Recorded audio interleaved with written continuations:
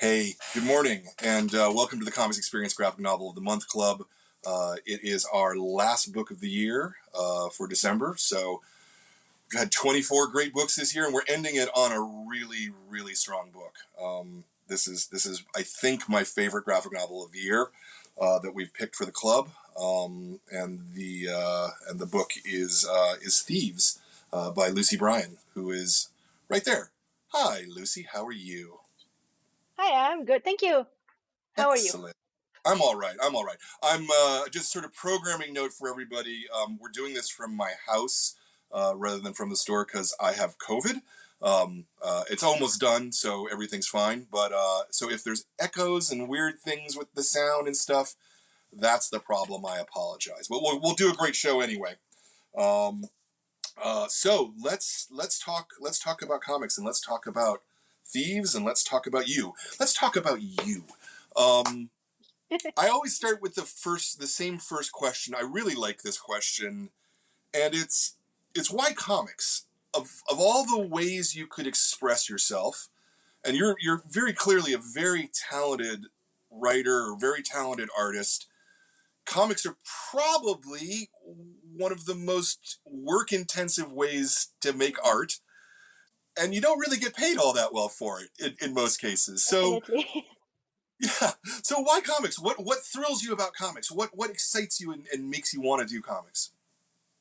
Just for me, like as you say, because it thrills me. Because for me, it's the best. Like I do comics because they're comics, not because I wanna like draw a lot or like write something and I don't know how. Like I think I could write prose. I could only do art, but I love comics as an art form and as a narrative, like a way to tell a story. So I was like, comics, like it's always been like it always made sense to me. So just like reading comics, I love comics from all over the world. I read a lot of them. So it just like always made sense. I think it's just like the f- the most interesting way to tell a story for me. Like you have the images, you have the writing, and you put it all together, and it's not like an illustrated book. It's comics. It's something completely different and something completely unique that's just so interesting to read and to make. So yeah, as you say, like you don't get paid that much, like compared to the amount of work that they take. I think Thieves took me 2 years in total to make. So it's so much work and it's so hard. And I feel like now that I've done one, I'm just like every time I look at a comic, I'm just like, every comic that exists is a miracle. Because how? Why would anyone do this? But also, it's just the best. Like when it exists, it's just it just feels so fulfilling to read and to experience when you like read a good comic. So that's why, like, I've always Yeah, loved them. So that's why. I love that. I love it. Did you go to school for doing comics? In Yeah, general? I did. Yeah. So I went to right after high school. I went to like a basically like a general art school in France. And after 3 years, because at the beginning I always like wanted to do comics, but my parents were like, "Oh, you're really young, so like please try to go to like a more something that's more general and like experience different kinds of art, like do photography." And I did like the very classical painting stuff. And 3 years later, I was like, "No, I still want to do comics." So this time they were like, "Yeah, okay, just go." And I'm lucky because I'm in Europe, like I'm French, and I could go to Belgium, and there's a lot of public schools. And I went to college in Belgium to Brussels to learn comics. And I just did comics for 3 years and I had the best time. So Yeah. yeah. Yeah. How tell me a little bit about the school in Belgium that it is, and there's more than one, as I understand it, that just does comics. How big is like the class? So at the time, the thing is I graduated in 2014. So at the time it wasn't that big. Also the school has multiple different classes, not classes, like specialties. Like you have different ways to like you can enter the school. Some people study illustration, some people do graphic design, and I was in the comics like specific class, and it was a 3 year graduate program. And we had, I think we were like 30 at the beginning and like 25 at the end. And when I Okay. did like the exam to like the entrance exam, we were maybe like 45, 50 people like taking the entrance exam to see if we could get into the school. And I think now it's a 5 year. You can do 5 years there, and there's so many more people. Like the school really like grew. The Hmm. reputation's gotten better because I think it's the thing with like Europe. You have the schools in your country, and then you're like, oh, but I'm in Europe. Maybe I could go somewhere else. And it's Belgium, France. It's so close. It's the same language. So Sure, sure. No, 100%. What's the first comics that that you remember reading? And I don't mean just like that you read something when you were 6 years old or mm. something. Like, what was the one that stuck with you that made you think, wow, I could do comics? Oh, for me, uh, I think being French, like I grew up reading comics. I read a lot of them. Like I read all of Tintin as a kid. Like I used to get one Tintin per year. I had like my Tintin book at every Christmas. But I remember like thinking that I could do comics when I started reading manga. Weirdly, 'cause I think when I read like the big, the Franco-Belgian comics, the full color like adventures with, I was like, oh, that's nice, that's comics, and I did really love comics. I read a lot of them, but it's once I started reading manga that I was like, maybe I should pick up a pencil and do it. And I don't know what the shift was. I think it's because while I was like I enjoyed comics, but I enjoyed a wide variety of things. I think manga just scratched that really like specific itch I had, like the kind of story that it told. It was like adventure, it was romance, it was really exciting. Which comics were great and they are exciting, but it's more like, oh, he's a reporter and he's going to a foreign country, so it's exciting, but it's not relatable. While when I was Mm. reading those manga, I was like, oh, he's a kid like me and he's like on an adventure to find the Dragon Balls. Like, oh, I could go on an adventure. Like it felt closer. So I think maybe this relatable. I was like, oh, I want to draw comics, like because I used to like write and draw, but it was something that was like just a hobby. But once I started like reading manga and being like, oh, that's like I love this. So it was like I think reading the two side by side, I was like, oh, comics is this, but it's also this, and then mixing the two has been like what made me want to Yeah. do comics. I think. Did you have a lot of exposure to sort of American style comics as well? Not as much as I think the thing is in France we do have American comics, but they've been like sparsely translated. I really got into like the American comics when I started reading them in English. But before, like I think I do remember very well getting a Ghost World when I was 12 years old. Like for Christmas, someone gifted it to me, and it changed Wow. like my life in a way. Like I read it and things were never the same. But other than that, like yeah, you had like I think the big American graphic novels arrived. Like we had Art Spiegelman Mouse stuff like this, but I didn't really like identify American comics properly before I just like started reading them in English. Because Yeah. like the translation, it's a bit of a mess here, like getting American comics. Also, there's this such a clear like divide between like the superhero comics and the indie comic scene. Like, I think when I was 14, no, maybe 16, 17, I did get the books from Liz Prince, who's an American cartoonist. She does like indie comics, and they were like translated in French for some reason. And I remember getting them and be like, oh, this is really good and exciting and something that I was looking for, and that discovered this like indie American comic scene that I didn't know at all. But I had to switch to reading them in English because they weren't really available here. Now they're a little bit, but Yeah. There's if I understand correctly, and I don't always, most Franco-Belgian comics tend to be just sort of 64-page albums, that kind of a format. There's really not very much serialization. Is that correct? it now it's more like everywhere. Um there's the classic format that still exists and that's still like the for I'd say for most people that's how they understand and envision what a comic is. Like, oh yeah, that's a comic. That's the 48 pages color, like the with the hardbacks and stuff. But now, like, I think because of the influence from like both manga, American comics, and just like indie cartoonists even here. Like comics are, you can get anything done anywhere. Like you have the big graphic novels, you have the tiny experimental thing. Now it exists in a variety of formats. But yeah, for a long, long time, you only had like the 48 pages, full color. And then, in a way, it's an interesting format, but that's the very like Franco-Belgium classic format.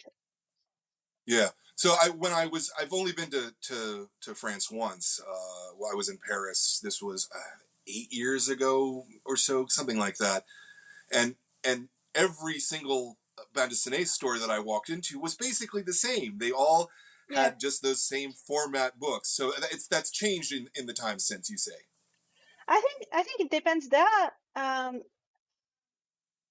think how could I don't know what the exact distribution is. I think maybe it's like half and half now of like the production being this very classic format, and you have something that's more different. You have, I think it also depends because now that I've traveled a little bit with the book, I saw that I took comic stores as they exist in France for granted. Like I go like in the US or in the UK and just like, where are the comics? And they're like, what comics? No one has comics. I'm just like, what? Like every store has comics here. So it depends. It depends which stores you go to. You have like the very specialized comic book stores, which are gonna have like a wide variety of like formats and types of books. And then you're gonna have like the very classic bookstore that's gonna sell comics. And if it's like a classic bookstore and they have a comic section, they usually have the very classic formats only, and then a little bit of like the graphic novels that are a bit thicker. But it depends where you go. I've been to like shops in Paris to do signings and even just to visit because I love books. Uh, if you go to like the hole in the wall comic book shop, you're gonna find everything and anything. Yeah. Nice. Mm. Yeah. As I said, I was very struck by, even in the bande dessinée stores, how they all were very similar in France. Whereas if you go to comic book stores in America, kind of Hmm. no two of them really look alike.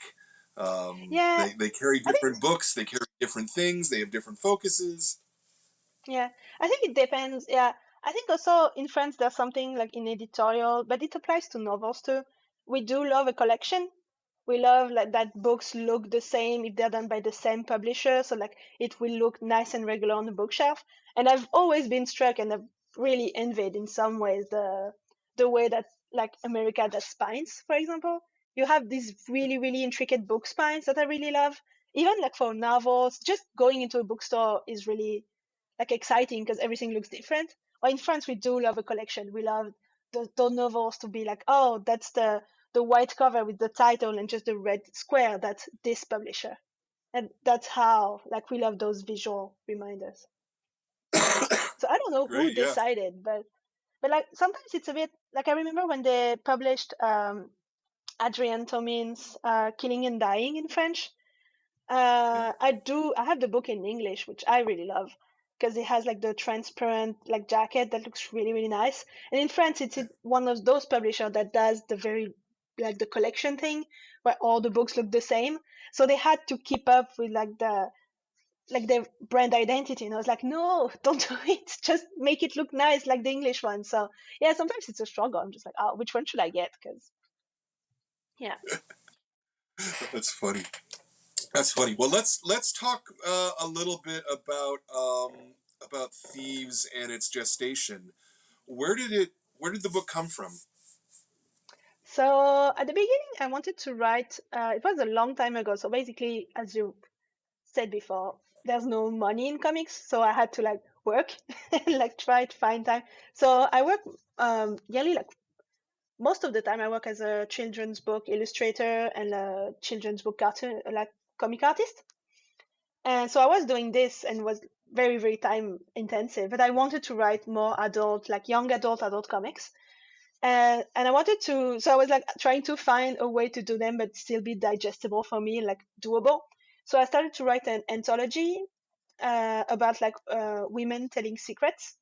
And one of the stories of the anthology was the like basically the beginning of Thieves, the story of Ella who was telling how she she met like the women she was sharing life with and what was like the lie at the beginning of their relationship. And that was like so basically it was the first chapter. and I had it somewhere like in a drawer, and I didn't have time to do it. But it, it kept like going around in my head. Like, I don't know. For me, when I write a comic, it's just like watching the same movie over and over again in my head. So I mean, I was like, in this story, maybe it could be something like this, and I would like sketch something. And I think so. Yeah, 2 years and a half ago, Max de Radigues, who's a Belgian cartoonist and who's the uh, how is my editor on the book. So basically, he sent me a message. He was like, "Oh, so I'm starting to work for this publishing company called Sarbacan, and we're going to like um, start a young adult imprint because in France there's not really young adult comics getting made. I know they're like all the rage in the English market, but in France there's been like this gap between kid comics and adult comics. And every time I would try to like sell Thieves, people were like, "Oh, is it a kids comic or an adult comic? Because if it's a kids comic, they can't smoke, and if it's an adult comic, you have to put like tragedy somewhere, because we can't have like this nice and warm story." And it's like, it's just in the middle. And then 2 minutes later, they'd be like, "Oh, we need something because like kids they just stop reading comics and they start reading manga." And I was like, "Yeah, maybe because there's something that's missing in the middle." And they were like, "No." So yeah, so he was like, "Oh, we're doing the young adult thing," and I was like, "Oh, finally." And he told me, "Do you have something? Because I feel like that's the kind of thing that you want to do." So I sent him the beginning of Thieves. He was like, "Okay, that's nice, but that's the beginning of a story." And I was like, yeah, fine." So I did, like, I wrote an ending, and we went back and forth. And when I had like basically like like a skeleton of a story, I was like, "Okay," and they were like, "Okay, we'll sign it." They signed it, and COVID happened, like right just after I signed it. So basically, I spent a year writing it and like feeling like was writing like a science fiction comic, because they were like going to parties and kissing, and I was like, "Oh, fun times." Remember that? And yeah, and then like I drew once. Like, what was really great with working with them is that we did really work on the album together. Like, I would send them my storyboard, and then they have like always have great feedback, and we really went back and forth. And once the storyboard was done, it was just like drawing it for a year. So yeah, that's started as a short story, and now it's this 200 pages big thing. Because also I think that's what changed with it. Because when I sold it to them, they were like, "Oh, how long do you think it's gonna be, and how long is it gonna take you?" And I was like, "Oh, I think it's gonna be 100 pages, and I'll be done in a year." And a year later, I had like 200 pages of storyboards. I was like, "Oh no, I've made such a big book." So yeah. That's, that's good though. That's there's nothing wrong with having a nice long book. Had you had never done a story this long before then? Not this long, no. No, I've done like short stories. I've been doing comics for a long time. I've done a lot of journals. I've done short like fiction things, but I hadn't tried my hand at a long fiction thing. But I was like, I think to make a long comic, you need to go at it without thinking too much about it. You need to go at it with like, the confidence, the supreme confidence of, yeah, I can probably do that. And then it's okay, it's going to be painful, but just like be confident at the beginning, because you probably can do it. Just go at it. Mm-hmm. At least you can try. So yeah, Mm-hmm. I mean, I think also the thing is, since I signed a contract, I was like, "Oh, now I really have to do it," because I'm like, okay, nah, I actually have to. Because I think there's been like on the first year, especially when I was writing it, and COVID was happening. So I was like, is this book ever gonna exist? So I think Yeah. I had never done it, but I had to do it. So I just kept doing it. Yeah. I'm especially impressed that this is your first long story. It has such confidence in its cartooning, and it has such craft. I I would not have believed that had you not told me it right now. Thank you. I'm No, glad I'm I could like pretend, like in a way. I don't yeah, know. I feel like I've been um in a way like waiting for my chance to do it. So I was ready in a way. I had the story. I had a lot of scenes like in my head. I just I just needed the opportunity to like do it. And once I've done it, I think because I just love comics so much, I just wanted it to be good. So like I just worked on it really hard. I was like, no, I know what makes a good comic. I've read enough bad comics to know what makes a good comic. So I was like, I think I know how a story needs to unfold. Of course, when you have like your two eyes on it for 2 years, you can get lost. But now that I've done it, I think in many ways what makes uh, mm, I think it's easy to make a bad book, but I think it's also the role of like your editor to be like the second pair of eyes to tell you, oh, this doesn't work. I think having a good editor really helped me achieve the comic that I wanted to achieve.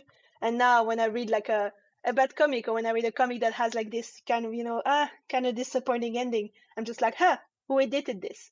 Before I feel I was like, oh, who did this? This is bad. And now I'm just like, hey, who's the publisher on this? Didn't do your job. Yeah, well, I mean, I would have guessed honestly that this was like your fifth or sixth book.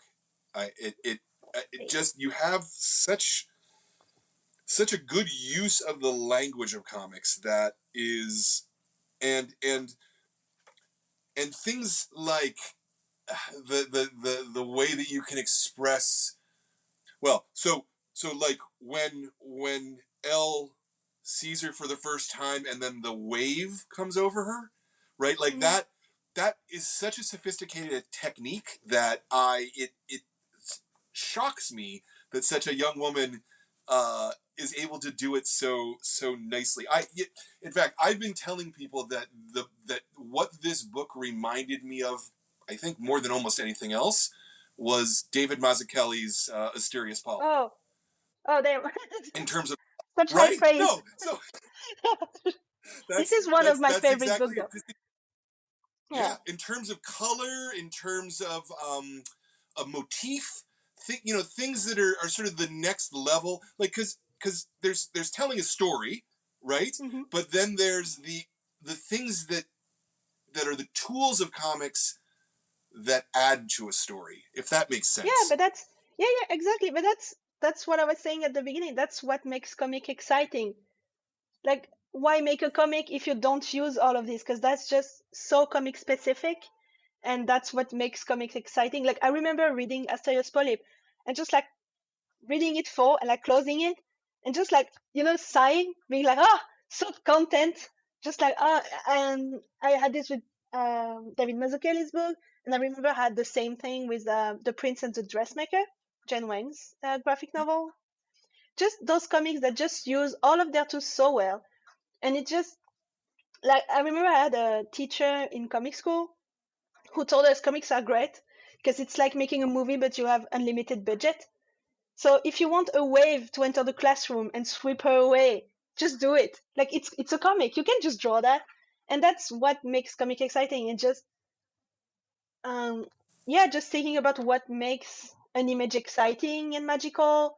And just I was watching a few weeks ago, there's a documentary that follows Hayao Miyazaki for a few years. I think it's called like 10 years with Hayao Miyazaki, and he does Ponyo at the time, and you see him like sketching a lot of things, and then he sketches this scene where she's like running on the wave, but the wave is like a bunch of fish, and she just runs, and it's just magical. And that's what makes drawing and art and comics exciting, and like animation. You just take this thing but like more make it Yeah, make it how you feel that it is, not how it is. yeah. Well, you did a fantastic job. That's all I can Thank say. you. I'm flabbergasted. This is your first major book. That is kind of incredible to me. Um, uh, you you sold it with a script. Is the script because everybody scripts a little differently? Are you page by page, panel by panel breakdown, or much looser, more general? No, so basically I saw like a big summary. And basically this is what's gonna happen, like in a way like chapter by chapter, but like chapter summaries, and then I storyboard because I write and draw at the same time because that's how comics work for me. I feel like sometimes you read a comic and it has like this like little narrative text on top, like oh, and they were walking in the forest, and then you see two characters walking in the forest, and it's so boring. I just hate it. So it's just like I think everything needs to work together. So for it to work together, I need to like write and draw at the same time. So it's a very like convoluted process where I just like have this scene, like my partner just sees me for hours just like lying on the couch and watching the ceiling, and then just like there I have it, and then I just start drawing it. But sometimes like there are some very like dialogue heavy scenes in the book, and for those sometimes I would like just write all dialogues because I didn't know how to place them properly on the page. So it depends on what I'm doing, but for like for party scenes I was just like okay, so I get in, then I can see what's outside a little bit, and it's going to make it interesting. And I just like look at the ceiling for hours. It's like very, very scary. And then I just go, I have it. And now. So yeah, Yeah, so I well, would send like those big batches of like storyboard pages to them. At the beginning, I would make them really nice and pretty. And then I was taking like too long. So they were like, no, just send me like potatoes with like the names of the characters and just like how it works. And that worked. yeah. So does most of your effort go into setting up those thumbnails, or versus the actual penciling of the page? I'd say it's the thumbnailing and storyboarding is the most important because I'm actually a very lazy penciler.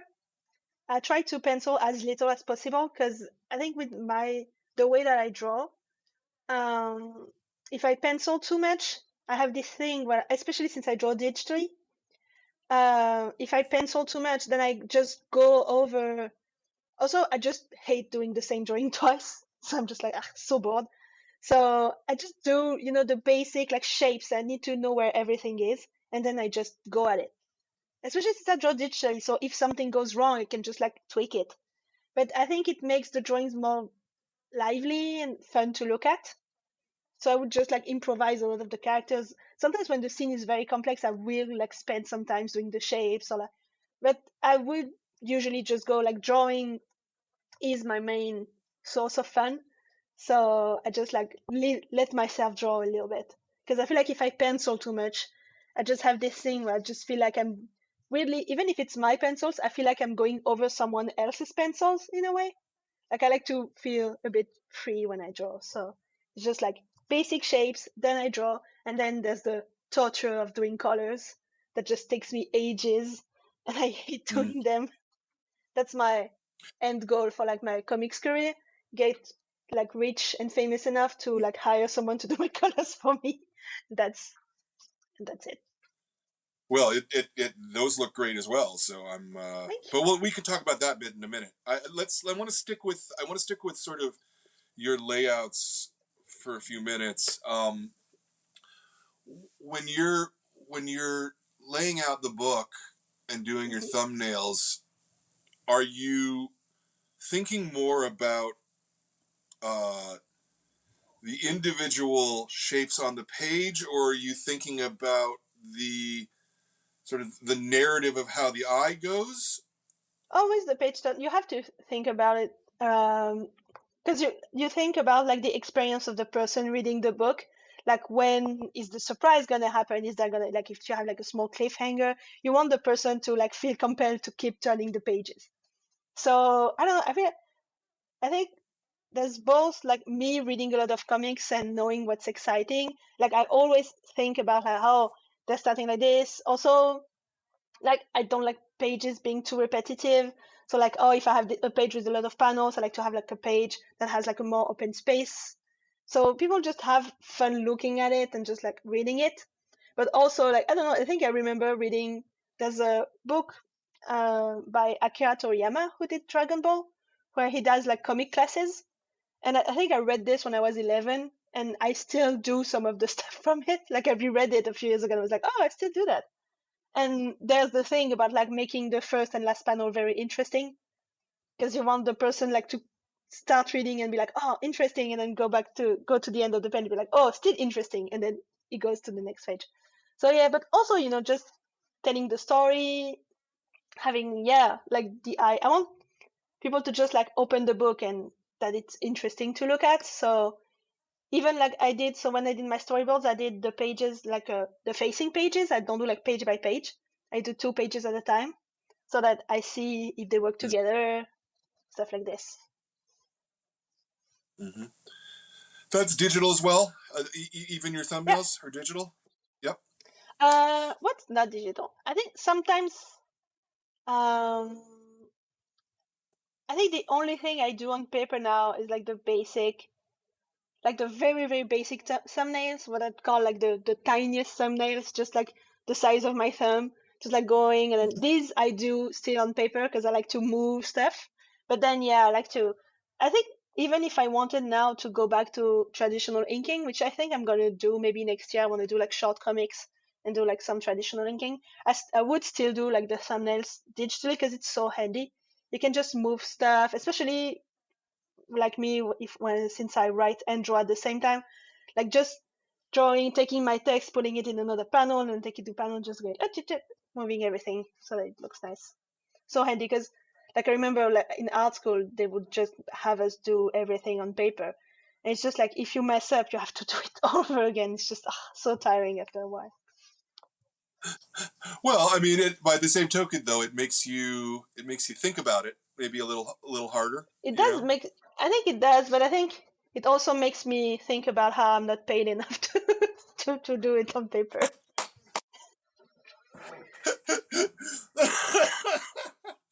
I don't Excuse have me. time. That's But that's that's okay. that's really true.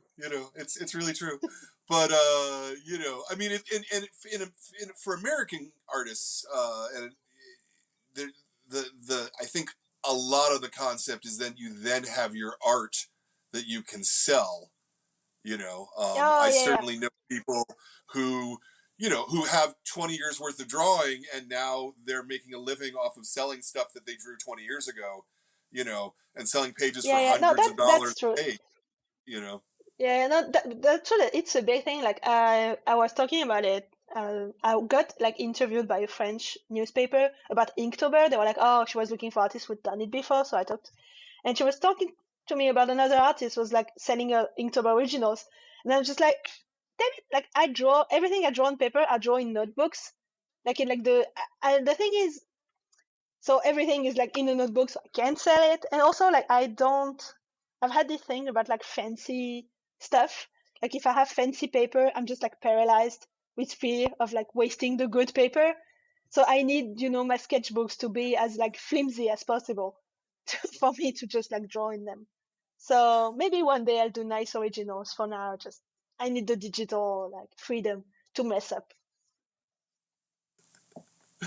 Well, like I said, it looks so amazing. It's kind of astonishes me that yeah, this is great.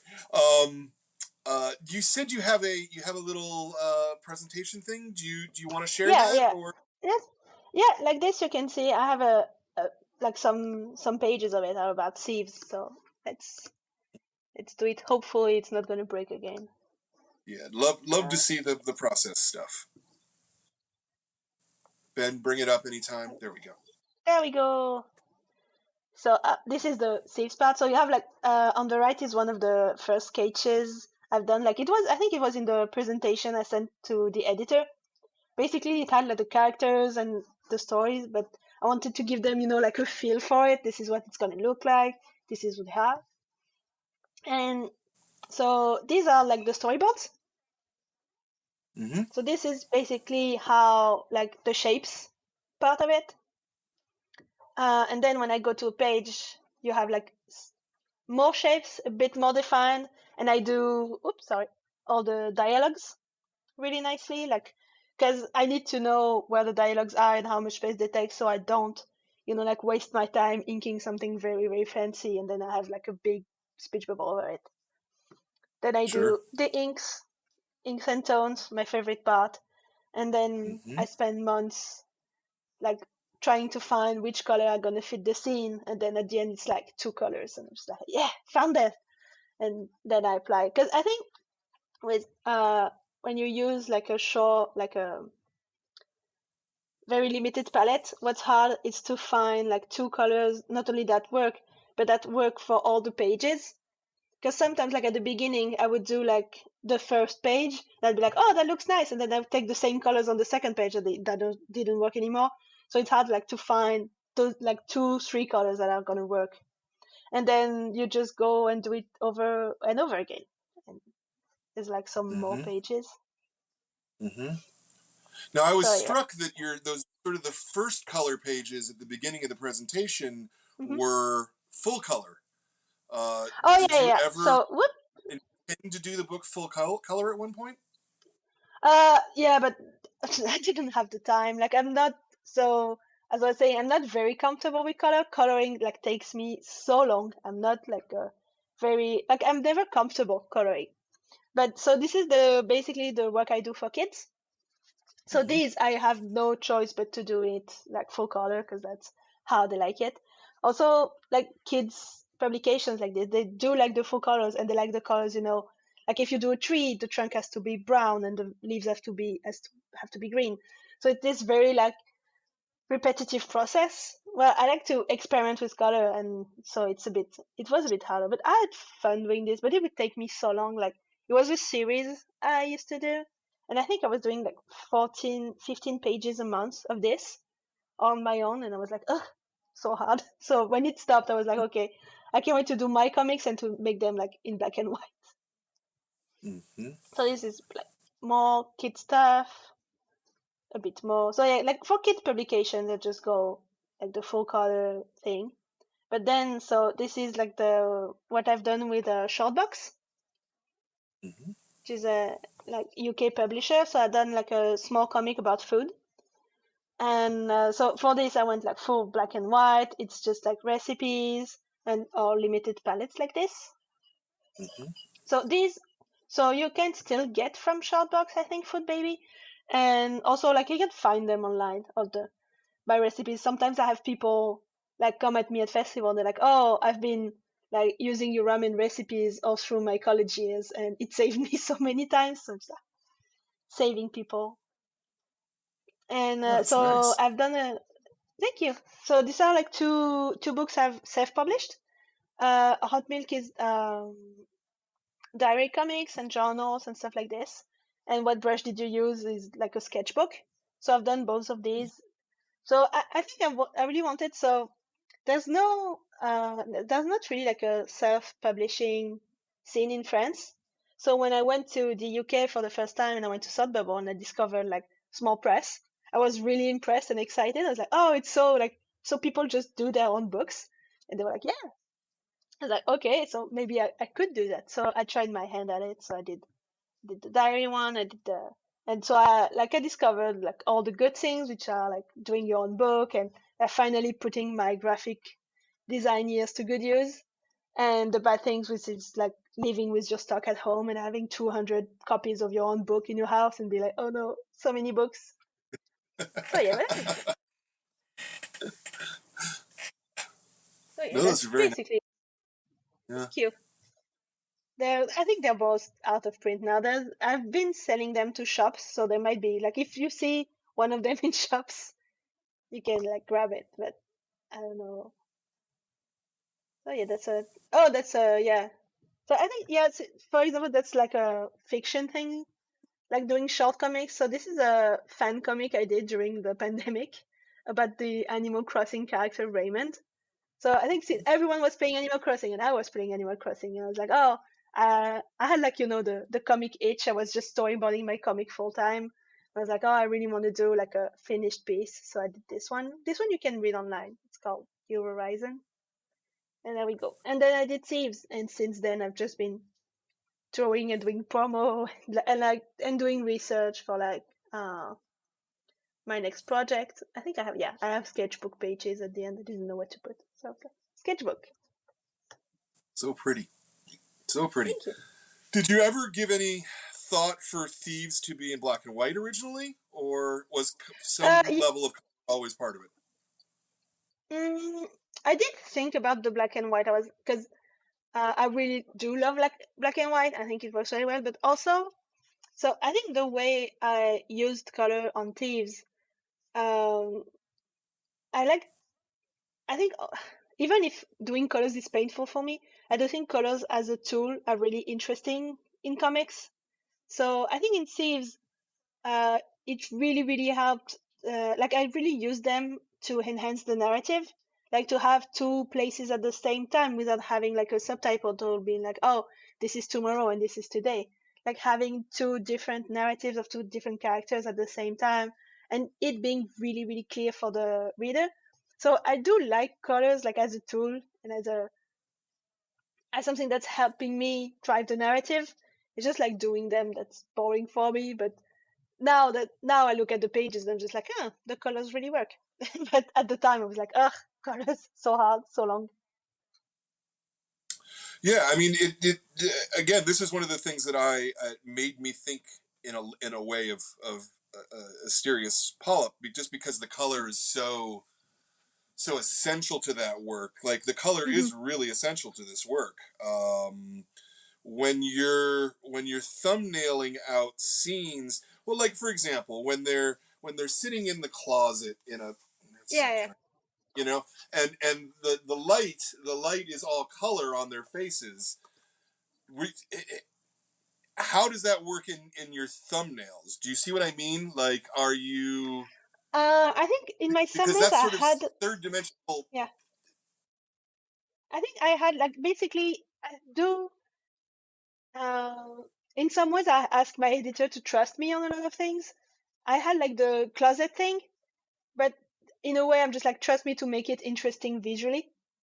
Because Mhm. I knew I had the closet, but then when I was drawing it and when I was like properly penciling it, I was like, oh, I need to do one of those closets that had slits so that the light can go through and make it interesting too. So that's for a lot of things. I think like I don't if I only thumbnail what's gonna be like really essential to the narrative, and Mhm. then I draw it, and I'm just like, it's when I draw it that I'm just like, okay, so I know my narrative is working, so now how do I make it interesting to look at and exciting to look at? Like even I think a lot of people have been talking to me like about the fashion in Thieves.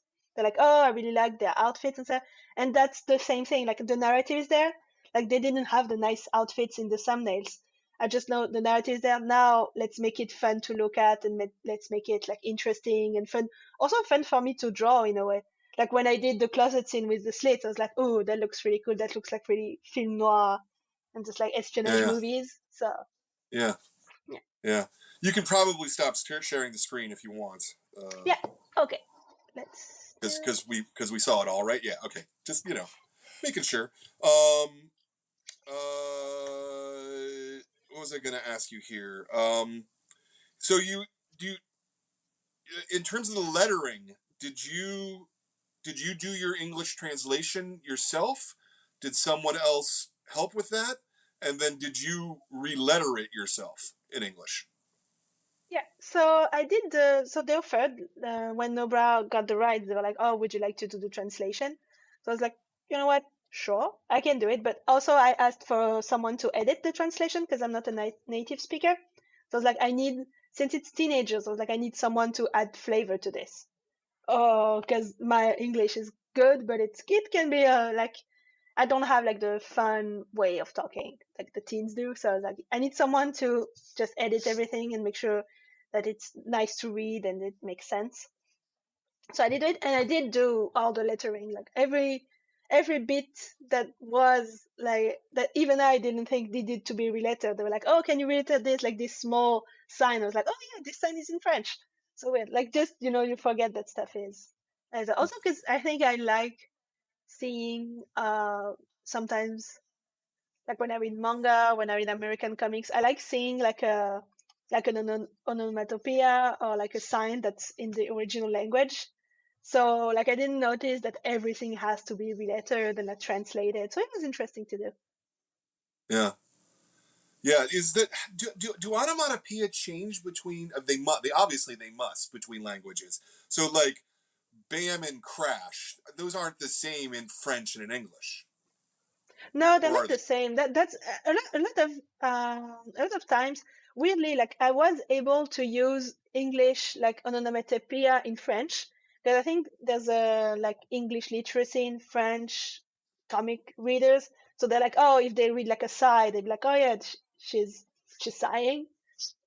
Mm-hmm. But in English, they were like, yeah, we can't have anything that's too French. You need to like every onomatopoeia needs to be translated to English. So sometimes they're the same, and sometimes um I don't some I think it's hard for me to judge because like I like reading in a way like I like reading English words with a French accent and reading French words with an English accent. I think it's funny. So sometimes I would like want to keep something and be like, no, no, it's like a lot of people are gonna see this word and they're gonna be like, what? So I needed to translate everything. Yeah. How long did it take you to sort of re-letter the book then? I think I translated it in 2 months and I related it in a month. Like I tried to go Oh because wow. they really had me. They were like, oh, so because I think they got the rights and they were like, oh, the book is gonna be released in 2023 because it takes such a long time. And I was like, okay, fine.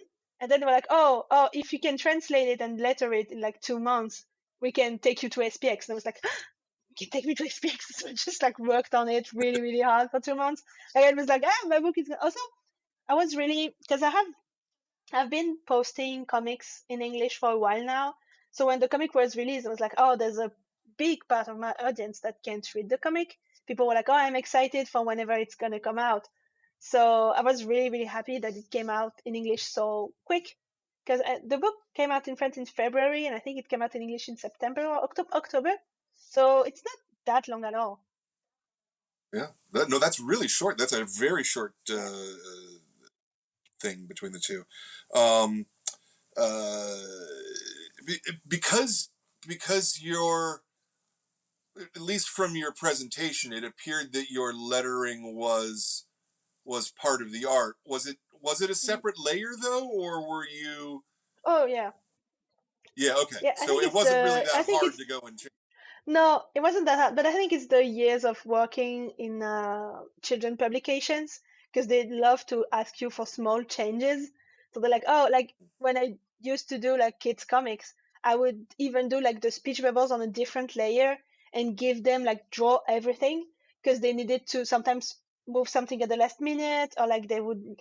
So they do love the pictures to be like very like in very layered. So that's something that I keep doing, and especially for the lettering, because now I love doing it. But for a long time, lettering was really hard for me. Like I didn't like to do it. I really struggled. So I would like do it over and over again. But then, so now I really have this thing where I'm just like always putting it on a separate layer so I can like move it and just like tweak it till the last minute because I like it. I like to, but it's really part of the art, especially in Thieves, because there's a lot of music, there's a lot of like screaming and onomatopoeia, and it was the first time that I had this much fun doing it. So I'm just like, now I'm a lettering person. Like for a long time, it was like lettering was like the least of my worries, and now I really love it. So I'm just like, damn it. Yeah. Well, you'll eventually you'll feel that same way about coloring, I bet too. So Maybe I think so. Like now, sometimes I just go for black and white on something, and then at the last minute I add one color, and there's like, oh, that looks nice. yeah, Maybe yeah. one day. Is this did you do you have a font based on your handwriting? Is this a commercial font? No. So I think so for the English translation they did one. So basically I relettered every onomatopoeia and like every word that was like properly unlettered. But for the basic dialogue they made a font based on my handwriting. So Mhm. basically the whole French book is unlettered and in English all the like the speech bubbles it's a font that they made. I have to ask them to send it to me. I keep Yeah, forgetting, but they did make one. I think it's handy. I should get it like this. But also since I think I do like hand like even if it takes a bit of time, I do like hand lettering when I do the comic because I like to have like my pages feeling complete. Being like oh. And since I do everything on Procreate, maybe it has like a text function. I just use it to draw. So maybe I could put yeah, my text on it. I've never tried. yeah. So let's see. In terms of writing the script and doing your initial layouts because you're essentially doing them at the same time, yeah? Hmm. So how long did it take you to do that part of the book? This I did for a year. So, but it was a year where I still was working as an illustrator. So I did like illustration work and I would like storyboard and do like big batches, send them to my editor, get their feedback, go back on it and stuff. And I think after like a full year, I had basically the whole book was done, but like not drawn, just storyboarded and Mm-hmm. like, but everything was there. And then I took a second year and I didn't take on any illustration jobs that year. I just did the book for like a Yeah. full year. So that's Yeah. how And at the so end, two so in other years. words, you're doing essentially like a page every other day, give or take.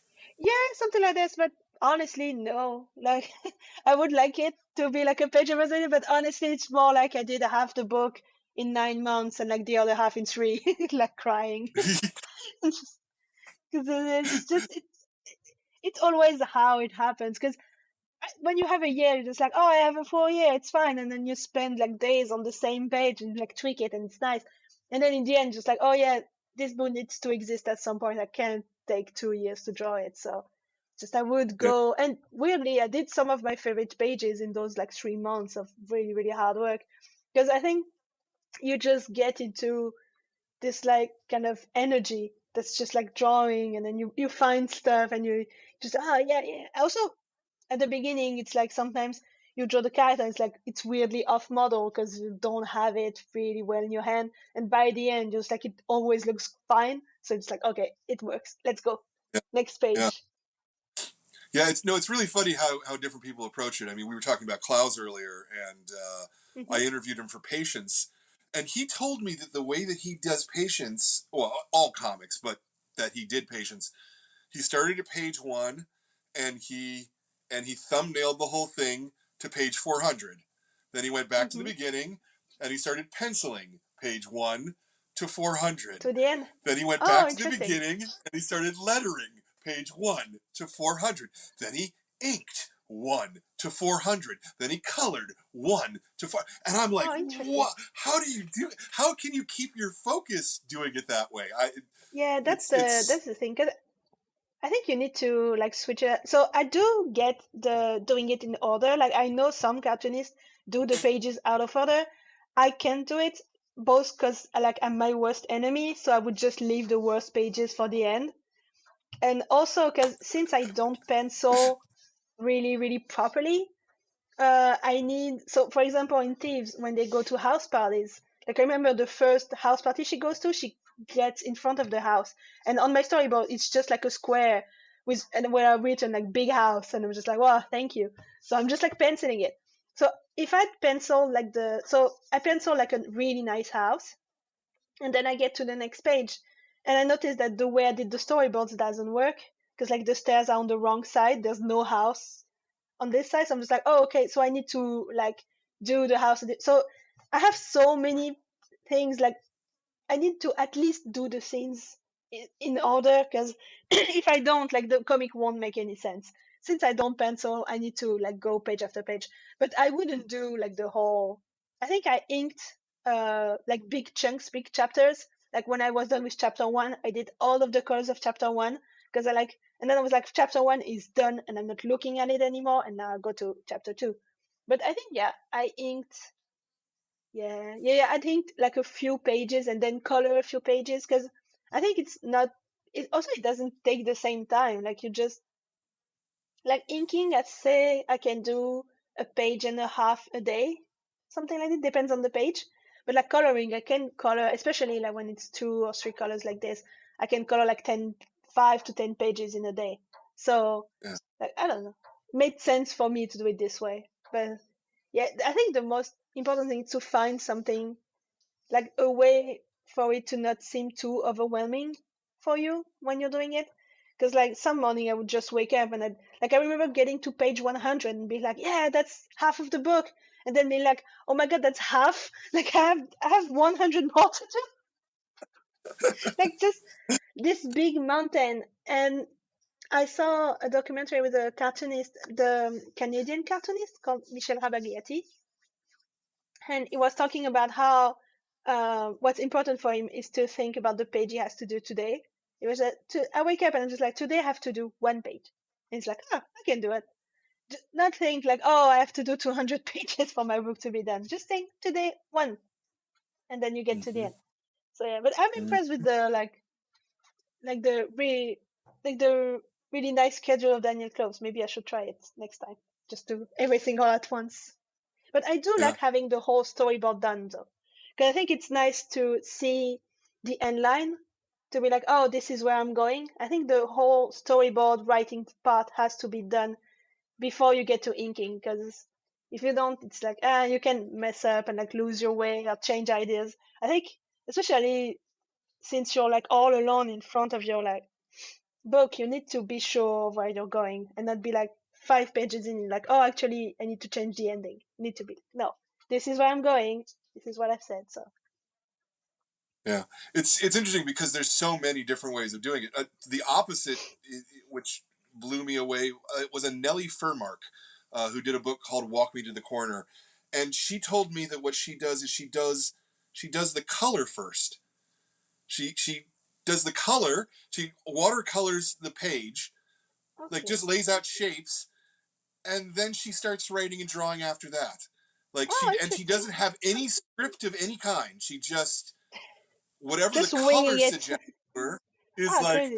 how you make the page. And I was like, wow, that's like the exact opposite of the way Clouds does it. And I find both of those to be completely I mean, I'm not an artist, but I could not work in either of those two ways, Yeah, and that is the wonder of comics, that yeah, either all ways of making comics are right. There's not a yeah. wrong way to make comics. Exactly. You just have to find the way that works for you and that drives what you want to say, like drives the narrative home, drives the art home.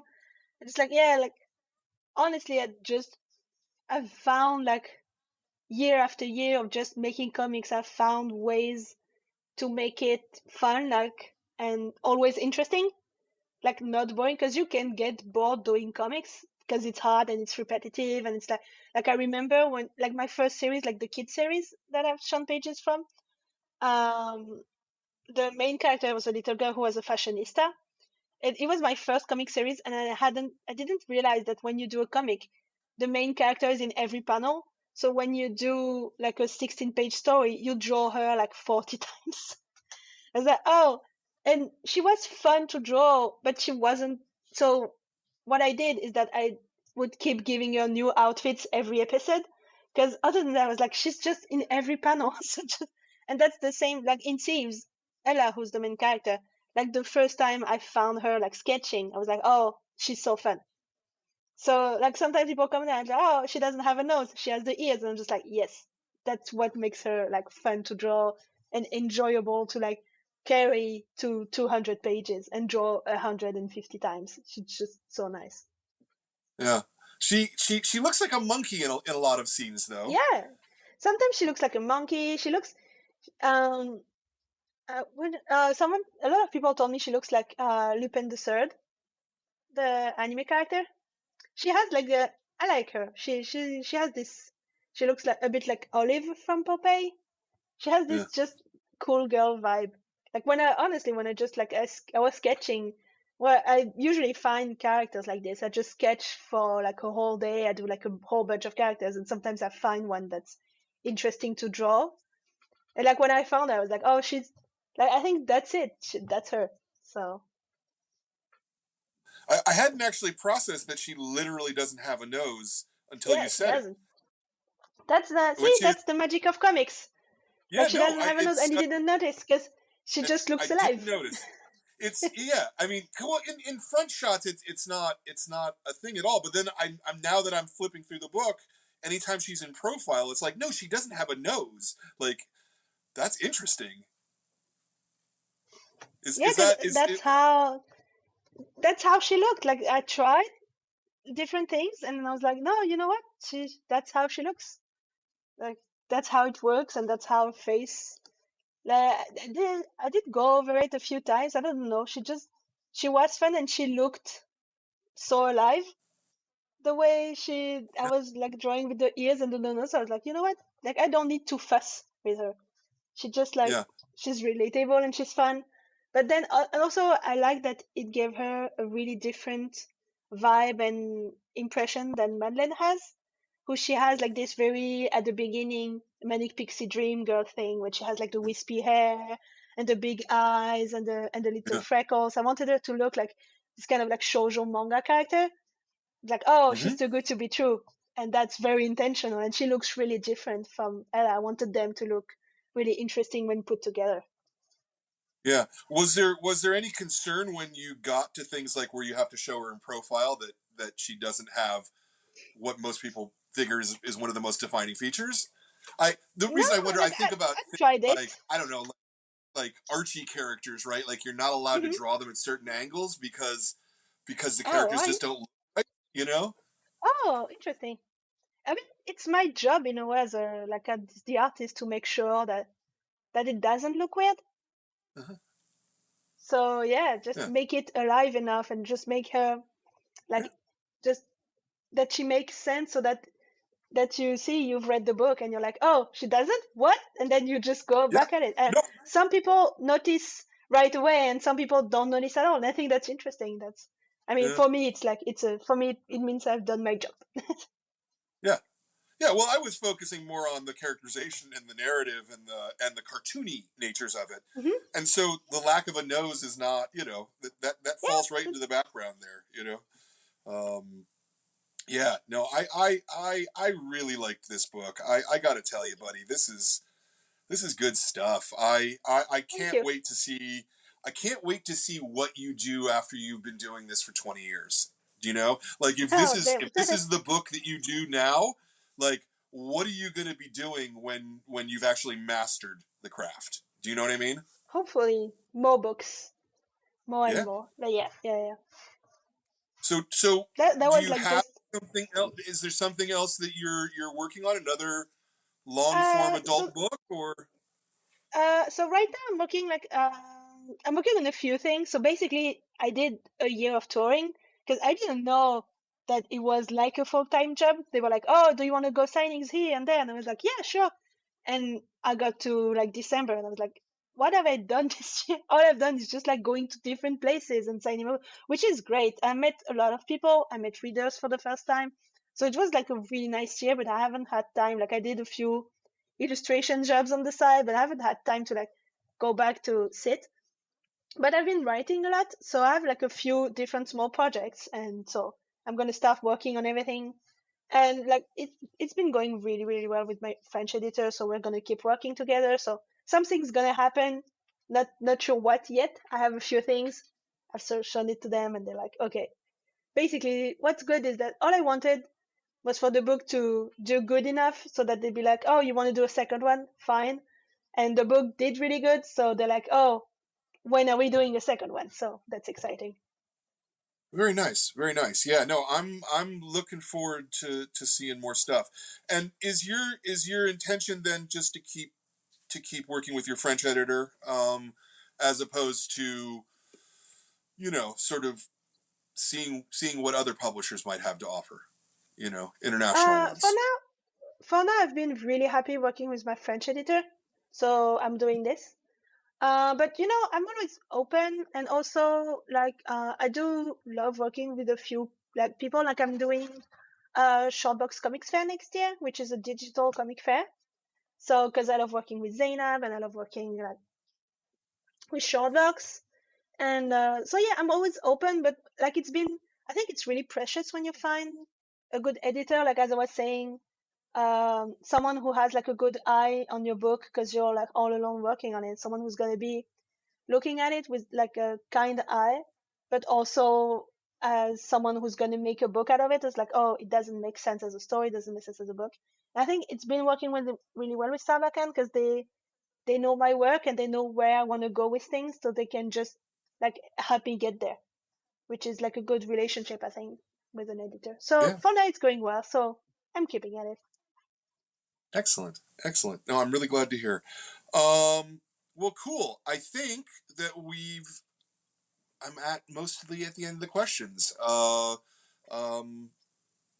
Yeah, I really. Oh, you know what I wanted to ask you? I wanted to ask you about the because this is my manager put the book in front of me and said, uh, I really like this. It was because it was a queer romance. How important is it to you to to do that, to have a queer Mhm. romance as a story that you're telling? So I think it was important to me because, so first off, it always was a queer romance. I didn't write it like I wrote a bunch of stories and this one was a queer romance. So it's always been this, and it's always been these two girls coming together. And I think it was important to me because like I remember being a teenager and trying to find queer romance, especially in comics, and not finding them. Only finding like the essays about like what it was like being like a queer adult and not being a teenager and being queer. And like I Yeah, remember reading there's a French cartoonist called Fabrice Neo who did like journals, which are like his life as a gay man in Angoulême in the 90s.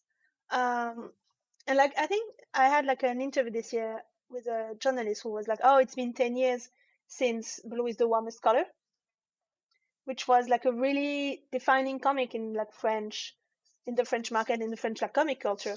And I think for a long time, queer comics had to justify their existence and be like, oh, this comic is, and I think it's important.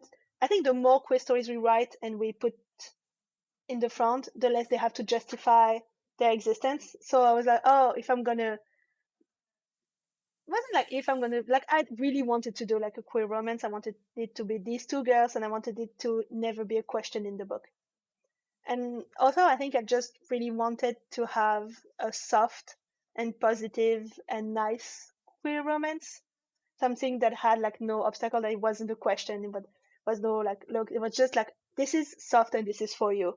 Basically, this is like a gift. So, because I was looking for this when I was like a teenager, and I think a lot of teenagers are looking for it, like that's not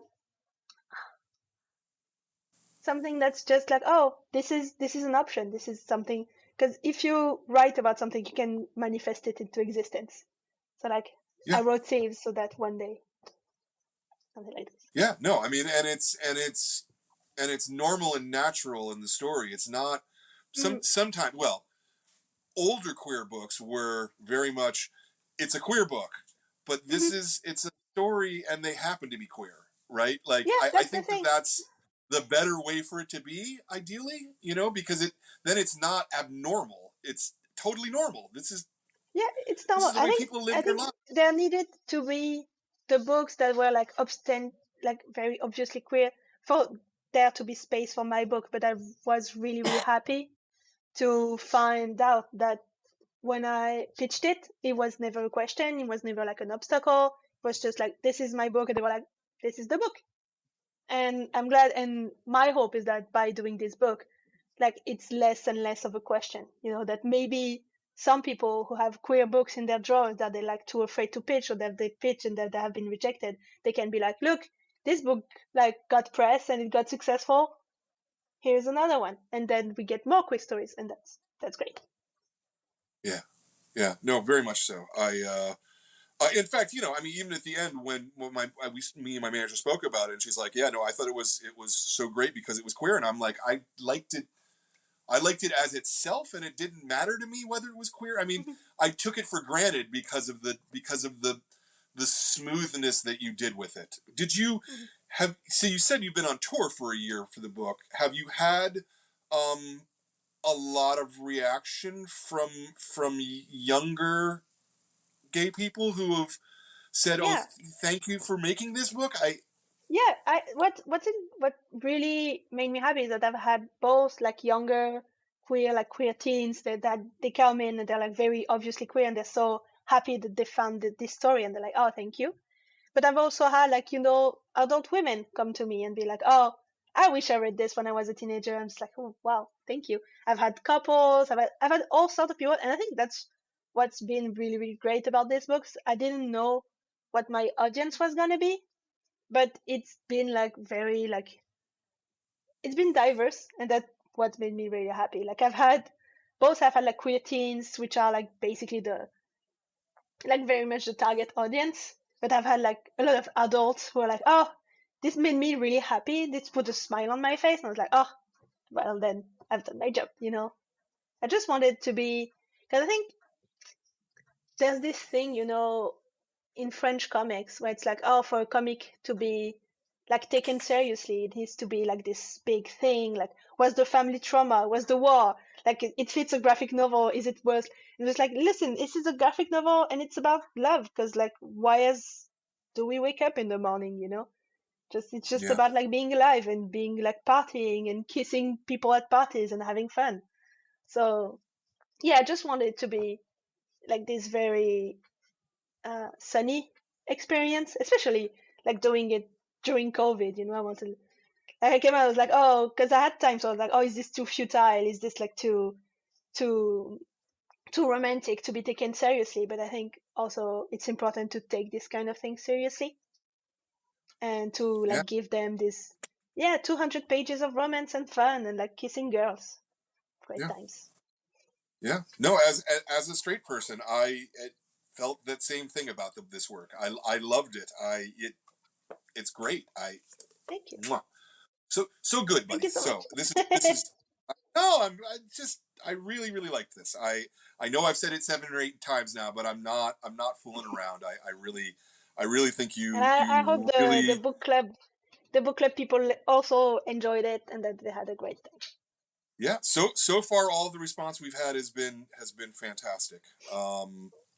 Uh, and look, I'll tell you, if you ever make it out to San Francisco, okay, let's make sure that you let me know, and we'll do an event for Of you, course. and we'll make a big thing because I would love to. Gladly. I Thank would you. love to have. Yeah, yeah. Thank you. No, Well, hopefully one day I get to. yeah, absolutely. Cool. Well, okay. So let's then wrap it up. My last question is the same. I always have the same first question, the same last question every time. And the last question is that as you know, this is a series of interviews. We're somewhere, I think we're close to 300 at this point. So we have a lot of people watching these who want to make their own comics, and Hmm. and a lot of people who want to make their own comics, but they don't necessarily know where to start or how to do it or what to do.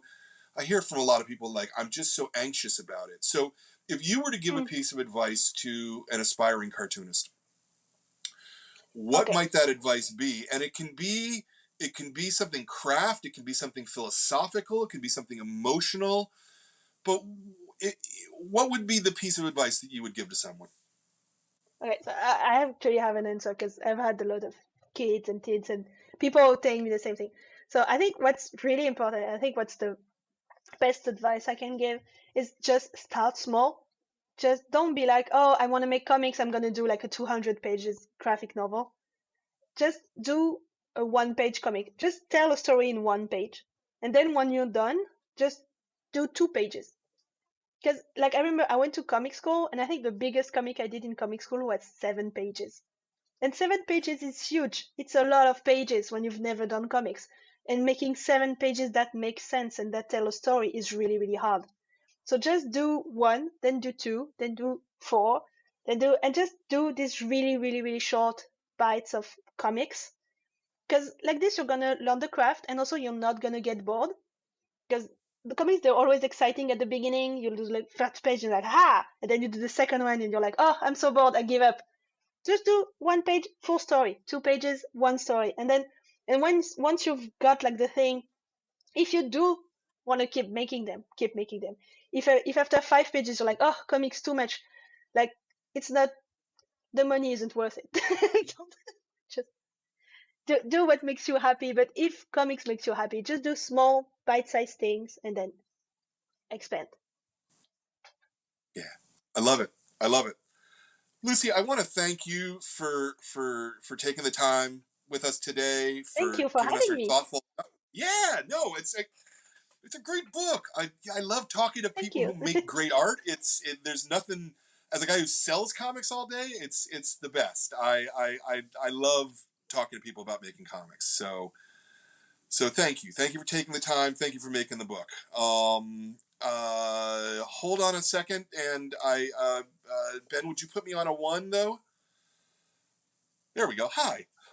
And so I just want to do a little wrap up of the thing here. If you're sitting at home, as many of us still are, sitting at home without anything to do or still confused because this pandemic is going on, and you want something to read, I literally cannot recommend a book stronger right now than Thieves. This is a fantastic book. It shows craft, it shows cartooning, it shows heart, it shows romance. It's beautiful in all of the aspects of making comics. This is, as I say, one of the best books of the year, in my opinion, and you should absolutely buy it. You can get it from any number of stores. If you were to happen to buy it from us, you would also get a cool signed exclusive book plate from us as well. So that's on the bottom of the screen, or it was on the bottom of the screen, or it will be on the bottom of the screen anyway. There's that. Okay, so I want to make a couple thank yous as well. I want to thank Jordan, my producer, for doing the stuff all way behind the camera that nobody can see. I want to thank Ben for actually running the show and making sure that everything's going on. I want to thank all the members of the club because we couldn't do this without you. I want to thank my staff. I want to thank KATT, Katie, and Zoe. If they didn't run the store and do the things and make the operations, then I couldn't sit and interview cartoonists, and do that. And I most especially want to thank all the cartoonists who make a book, and I want to thank Lucy for making such a good book. This is such a good book. So Thank you. yeah, those are my thank yous. The next book, I'm still keeping on the one though, Ben. Hold on, I'm sorry, I screwed you up there. The next two shows that we're doing, the Kids Club. We are doing Super Trash Clash. It is Edgar Camacho. That is about 3 Sundays from now, I believe. And then the Wednesday of that week, the next adult club book will be It's Lonely at the Center of the Earth by Zoe Thorogood, who is in England. So we're going to keep this international thing going on, where we just had France, and then he's in Mexico, I think. And Zoe's in England. So, and this is a great piece of autobio that people are really going to like. And so those are the next shows coming up. Please join us and do it. And again, I thank you for watching, and thank you Zoe. Thank you Lucy for being part of the show. You can put us back on the 2 now. I thank you Thank again you. so much. I really, I cannot wait to see where your career leads you, and the comics that you make, and anything that we can do to help you make more comics. I love to do it because you're really really awesome. Thank you so much. And thank you for having me and for the nice, thoughtful questions and all of your warm words about my book. Really, really makes me happy. Like, it's been a great year. Like, I've had like all the feedback has been so good, and I'm very, very grateful. Like, that's all you can wish for when you do like such a long book for 2 years. It's like, oh, I hope people read it. And now people have. And thanks to you and all of the other booksellers who are like recommending it, and it's finding its audience. So thank you. Awesome, thank you. All right, well, that's it for 2022. We'll be back in 2023 with a whole nother year of great interviews with people. So see you then.